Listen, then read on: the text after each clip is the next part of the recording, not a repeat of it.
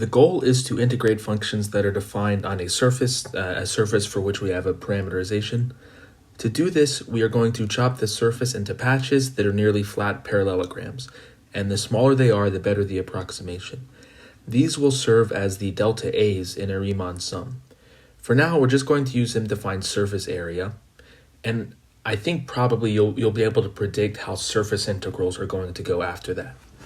So I'm just going to use, as an example, I'm just going to use this surface right here, only because it's one that I can draw well. But I'm just going to assume we have a Riemann sum. We have a surface with this parameterization here. Okay, so I'm going to be using one of these parameterizations, but this works more generally. So this is x, this is y, this is z, and now, of course, keep in mind when I say I can draw this shape well, I mean relative to how poorly I draw other regions. And I'm just going to look at the part of this surface that's in the first octant.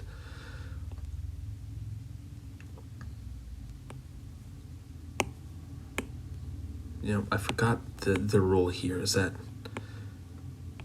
you draw the connecting pieces after you draw this part. Okay. All right, this is a downward facing paraboloid. I'm drawing curves like this, indicating that I'm really thinking about using a polar coordinate parameterization, but that doesn't matter. I just need to have a picture of something for an example. Okay, so I think we can all agree that this is not a great drawing, but hopefully you can understand what I'm doing here. And if you don't know what this shape looks like, it's a downward-facing paraboloid. Again, just look in GeoGebra for it. So the surface area is going to be approximately the sum from, let's say, there are 1, 2, 3, 4, 5, k equals 1 to 5 going in that direction. And then the sum j equals 1, 2, 3, 4, j equals 1 to 4 going in that direction.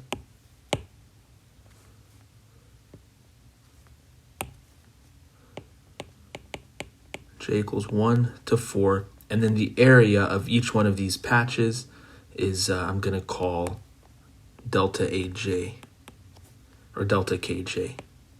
Delta A KJ.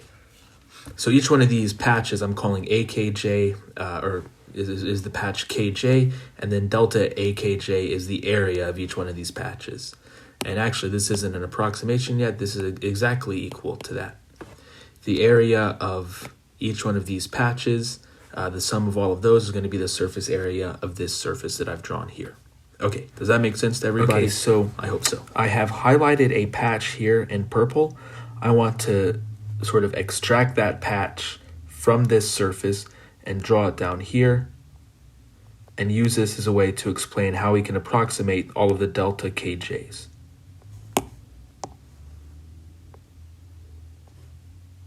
So this is a coordinate patch. Now the idea is that it is very nearly equal to a rectangle. Okay, and the bottom left corner, this bottom left corner matches with that bottom left corner. Okay, and the idea is this is very, very nearly a parallelogram. So this, in terms of the parameterization, this point here would be something like S2, T1. That doesn't really matter. It's just based on going 2 in this direction and 1 in that direction. Don't worry too much about that. Okay, and we want to approximate this, and we're going to do 2 successive approximations. So the first, basically the first approximation, really maybe there's 3 approximations. The first approximation is that we're going to pretend as though the shape that I just drew is a parallelogram, or not necessarily a parallelogram, but it's something that is contained in 2 dimensions. So the orange curves and the blue curves, not only are they curving in 2 dimensions, but they're actually curving out of the screen into 3 dimensions. Okay, but we're just going to pretend like they're flat. So how does this work? So delta A21 is going to be approximately equal to the following. Well, first I'm going to look at this vector right here. I'm going to call this the vector v, and then I'm going to look at this vector right here. I'm going to call this the vector w. So the area of this patch is approximately equal to the parallelogram formed by the vectors v and w. So this is going to be v cross w, the magnitude of v cross w. Remember that formula? Okay, and now what I want to do is I want to approximate v and w in terms of the parameterization. And this is how I'm going to do that. So this vector right here, let me draw that a little bit straighter. This vector right here is a vector that is tangent to the orange curve, and this vector is a vector that is tangent to the blue curve. So I'll do the orange curve first.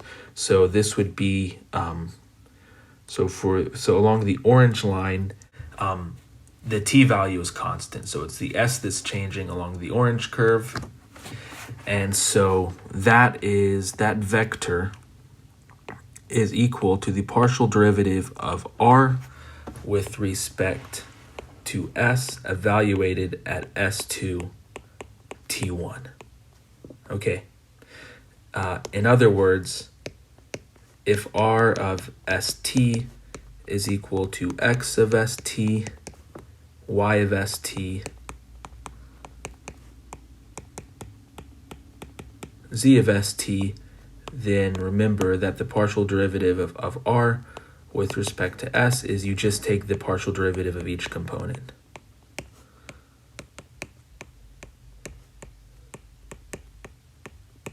Okay, so that is what this is, the tangent vector. So this is equal to the tangent vector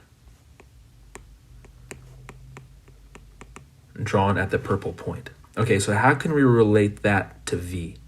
Well, notice that v is the vector that goes from the purple point that I just colored over in gray to this point here.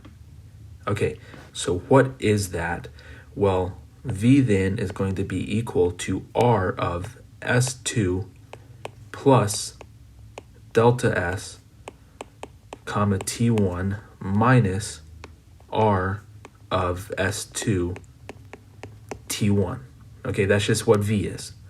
But by the fundamental theorem of, or not the fundamental theorem of calculus, the linear approximation of derivatives, this is approximately equal to r prime of s2 t1 times delta s. Notice this is just the linear approximation. Okay, so then v is approximately equal to r prime of s2 t1 delta s. And similarly, w is approximately equal to, and let me just say what I mean by r prime. In this particular case, this is the partial derivative of r with respect to s. And similarly, w is approximately equal to the partial derivative of r with respect to t, evaluated at s2 t1 delta t. Okay, so what this means is that this cross product is approximately equal to the following. It's approximately equal to rs cross rt times delta s delta t, where rs just means the derivative of r with respect to s, and r sub t just means the derivative of r with respect to t. Okay, so delta A21 is approximately equal to this quantity right here. Okay, so what does that mean up here for the Riemann sum? This is approximately equal to the following sum. Sorry, I'm going to have to come up here. The sum. It turns out I also do bad board work on an iPad, so you'll be happy to know that.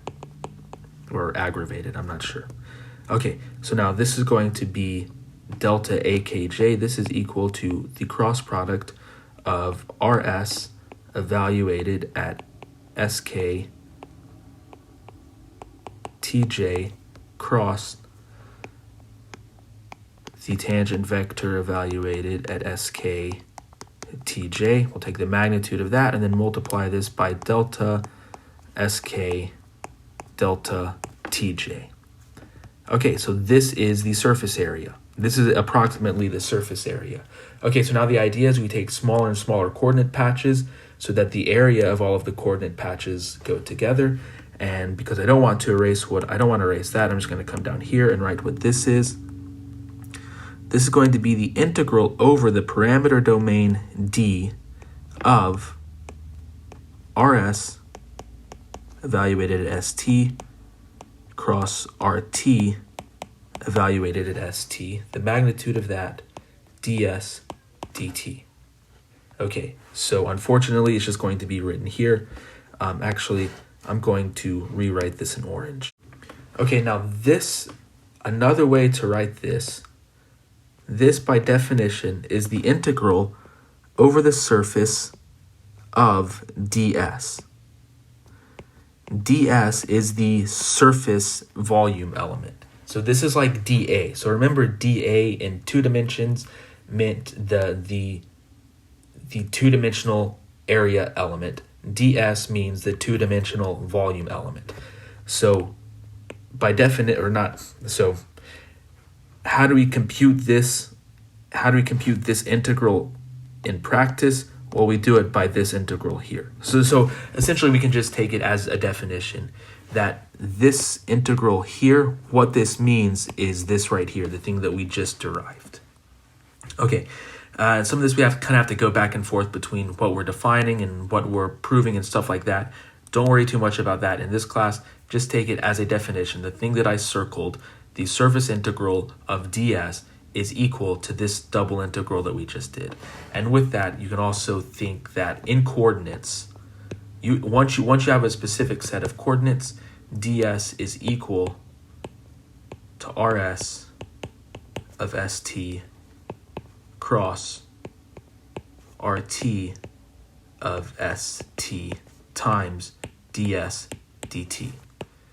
Okay, but this only works once you pick coordinates. In other words, once you fix a parameterization. So if you have a surface and you have a parameterization, then these two things are equal.